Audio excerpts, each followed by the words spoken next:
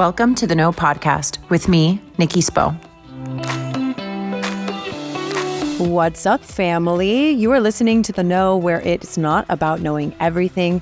It's about coming to know ourselves. I am your hostess, Nikki Spo, and what I do actually know is that you should 1000% take your kids glamping or camping. I want to share my family's badass experience with you and highlight why I think it was such a great trip to take with my littles. Let's go. I went real camping with my dad a couple of times when I was a kid, like pitched a tent and had a sleeping bag and cooked meals on a portable stove and used the communal bathroom at the campsite, etc., right? And those are seriously some of my fondest childhood memories. But listen, it was just me and my kiddos this summer, and I am not up for quote real camping with them just yet. Maybe when they get a little bit older, but still, in a nutshell, you should go camping or glamping because here are all the reasons. First of all, get your kids and yourself off the damn iPads and electronics. I want to preface this by saying I actually do give my kids regular screen time. I know, that's crazy. We watch, so what we do is we watch a part of a movie together in the evenings on most days. I don't believe in excess of anything. Like, I don't think there should be zero sugar and zero snacks, zero screen time and all that. In the same way, I don't think we should ourselves eat all the sugar and all the snacks and have all the screen time either. Like, I don't think that the extremes are good for anybody. I wish politically people get that memo, but okay, that's neither here nor there. I think that giving kids some access with appropriate boundaries is really healthy. So while my family does choose to have daily screen time in the form of like watching parts of movies or sports games in the evenings, we actually choose to not utilize electronics like iPads at home. For our family, they are reserved for travel, doctor's visits, or public settings, which I really should be attending alone, but like I have to bring my kids for whatever reason and I need them to be extra quiet.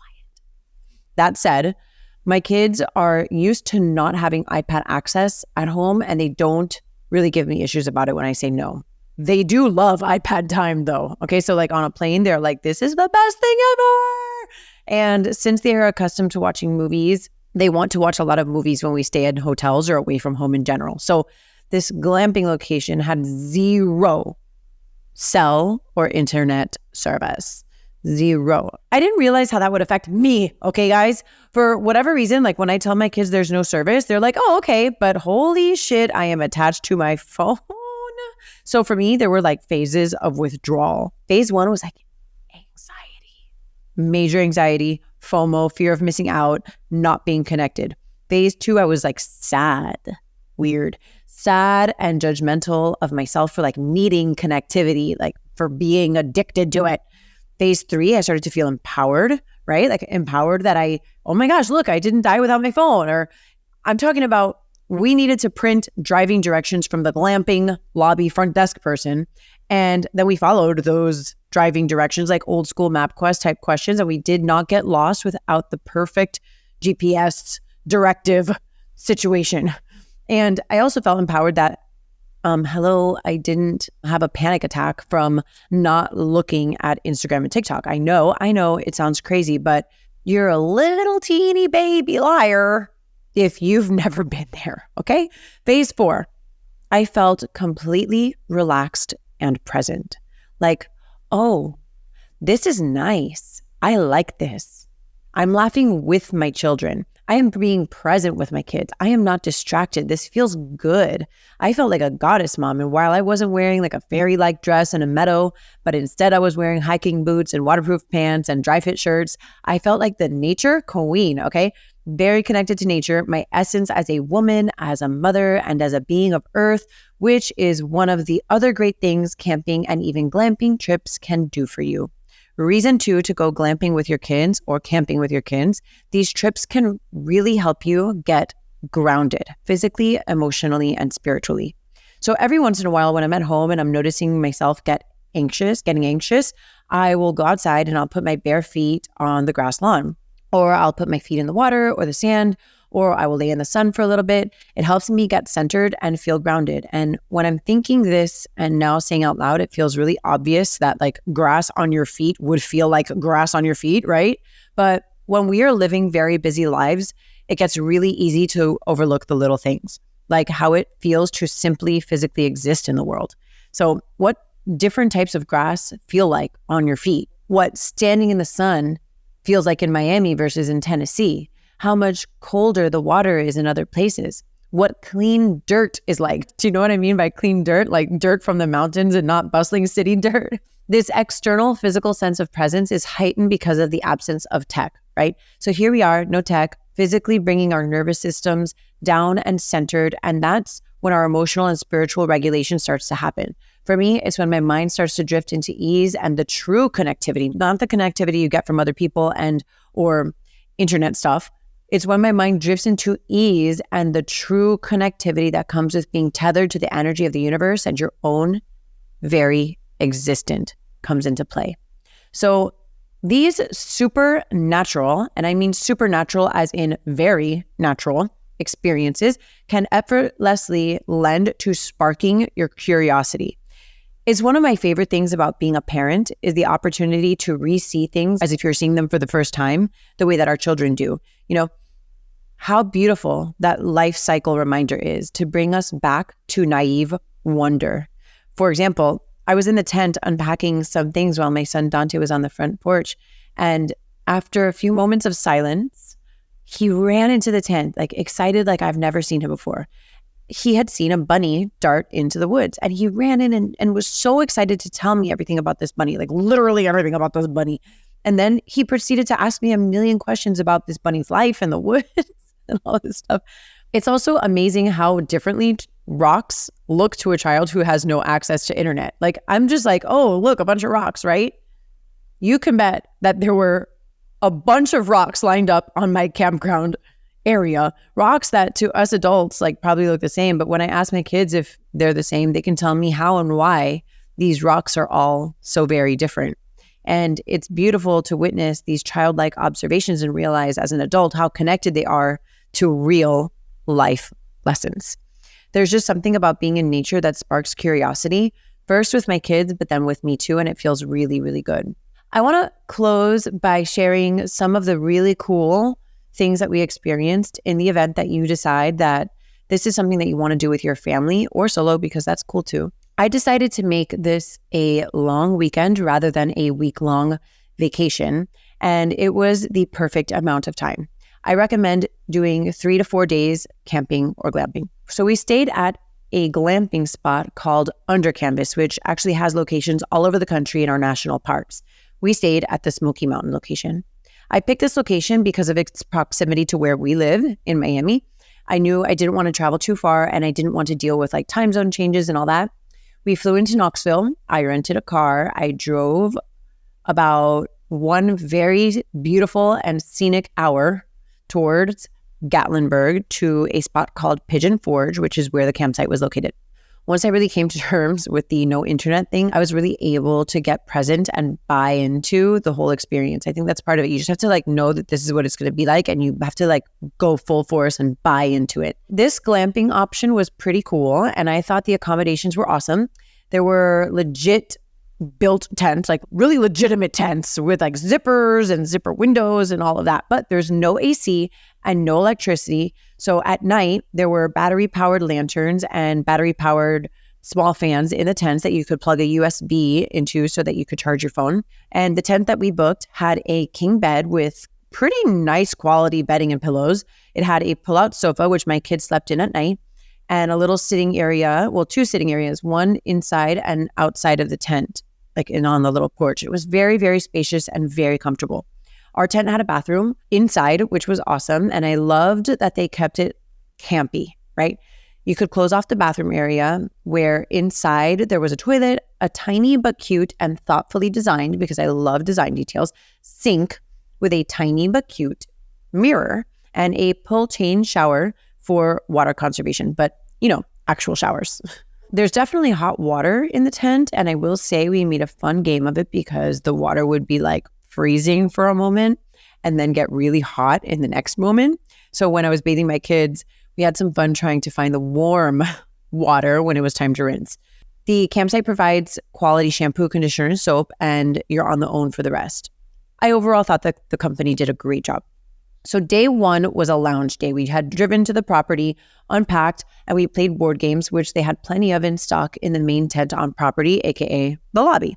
It was really cool because they had all the vintage versions of the board games and card games, and they really leaned into the theme without any cheesiness at play. Like 0% cheesy, guys, 100% cool. We had dinner, and the property has a full menu for breakfast and dinner. Lunchtime, they offer grab-and-go snacks, but the kitchen is closed during lunchtime, which is fine because most visitors seem to be out on adventures during the day anyway. And then there were s'mores every night. The campsite does s'mores every night. That first night was even more special because there was live music. We went back to the tent, had our quick showers, and called it a night. Day two was an adventure day. We woke up early, had breakfast in the main tent, and consulted with the adventure team to see which hike would be best for our group. I loved that they had all the hikes organized by category. Like basically it was broken into waterfalls versus no waterfalls, and then easy, moderate, difficult. And then they had the driving distance from the campsite along with the hiking mileage. So we settled on a 2.6 mile hike that would lead us to a waterfall called Grotto Falls. I was like, okay, well, my kids have never hiked. This could be a total disaster, but it wasn't. And the boys rallied. Hiking uphill, we saw so many cool things, strange spiders, which my Spider-Man loving children thought was really awesome, were really awesome. Again, sparking a lot of curiosity. This was like great for having conversations with them. It just was a great mothering moment because I was like, there was something always to talk about with my kids. And it was rooted in nature, which like I covered earlier. So we saw all kinds of cool spiders, amphibians, newts, salamanders, and we saw a bear. It was a teenage-looking black bear, which we saw from the inside of our car, thankfully, since its mama bear was probably somewhere close by. And finally, we saw the waterfall, which was especially cool because we could walk behind this waterfall over to the other side where there was a beautiful little pool. So we took our shoes off, our socks off, and we splashed around for a bit. So the big thing when camping or glamping is being really intentional and smart about snacking. We did bring snacks with us on our hike, and I kept them in an airtight container. And you must do this or else bears, right? Also, no snacks ever in the tent. We kept everything in the car or else, bears. That said, we were snacked up and we were watered up and everybody was happy. We hiked back down the trail, no issues, and were satisfied with our amazing experience and ready for round 2 of dinner and s'mores. But surprise, surprise, the campsite organizes events for kids in the evening. So that evening, all the kids and some of the adults enjoyed a water wars where they brought out a big trough of water and a bunch of water blasters, and we all got soaked, and it was great fun. TBH, like I hate getting my clothes wet. It's very uncomfortable for me. I don't like it. And my kids know this about me, but I let them soak me. And I think that alone was priceless for them. Day 3 was another jam-packed adventure day. We woke up, had breakfast, and then beelined it to horseback riding, which was just up the street. Apparently, we learned from another family there, it does get packed really easily and early. So I wanted to be there early to ensure that we could make it to our second excursion of the day. And we were like the second party there. So we got to ride with the first group. This was really cool. I had not ridden a horse in several years, and my kids never ridden one at all, ever.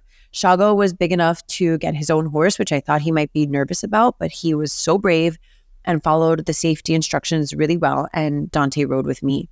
It was a guided trail and we had a blast. After that, at the riding site, they offer feeds so that the guests can go feed the farm animals. And they also offer mining gems to go like mine in their mining area, which was super cute and fun. We bolted after that, had lunch, and made another 50-minute, very beautiful drive over to our whitewater rafting location. It turns out that there are a lot of options for really anyone. And I was so pleasantly surprised by this. We booked a raft in the lower, calmer part of the river, which has an age requirement of 3 years old, perfect for our group. I believe that the next level up had an age requirement of 8 years, and then the next one above that was 12 years. So despite Dante looking super pissed off the entire rafting experience, I had a sneaking suspicion that he might have been just a little bit nervous, but still having the best time ever.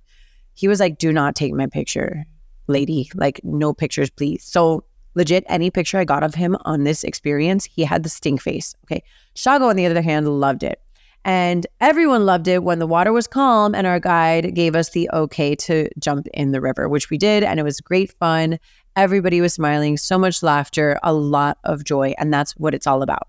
This trip was nothing short of magical. We rode the bus back to where we had parked our cars. We changed into drive clothes and made our way back to the campsite for our last night of s'mores and live music. They played the Red Hot Chili Peppers, so you know I was happy. It was one of the best trips I have ever been on. And it wasn't a 5-star hotel or resort. It wasn't Disney, although I'm obsessed with Disney. It wasn't Hawaii like we usually do or anything fancy. It was normal. And I have really missed normal. There was a distinct moment that I thought to myself, wow, this feels so good. To be here, me and my boys and my best girlfriend from childhood, and not have anyone asking anyone for pictures. It felt normal, and it was a really welcomed realization that I will never, ever take it for granted. That wraps up our trip and all the reasons why I think you should consider taking your family or even just yourself on a camping or glamping trip. And because everything needs a little balance and the universe really wanted to humble me, the next day was the absolute worst travel day of my entire life, you guys, with 2 small kids, car seats, carry-ons, puke and pee accidents, and just horrible nationwide delays that led us scrambling for an overnight stay in Atlanta with no clean clothes left. But guys, that's a parenting episode for another day. All right, I hope you enjoyed my recap of one of my favorite trips ever. You know where to find me if you have any questions at all about camping or glamping. That's all, folks. Over and out.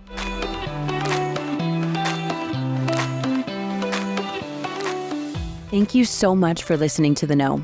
If you loved this episode, go ahead and share it with a friend. Words are so powerful, and someone may need to hear what we covered today. And if you really loved this episode, please take a moment to rate the show and leave a review. Your comments are so important and valued, and they give other listeners insight on what to expect on The Know. You can connect with me personally via Instagram at Nikki Spo and The Know with Nikki Spo. My hope for you today is that you are fearless in looking inward so that you can be your highest, most authentic self and go after the life of your dreams.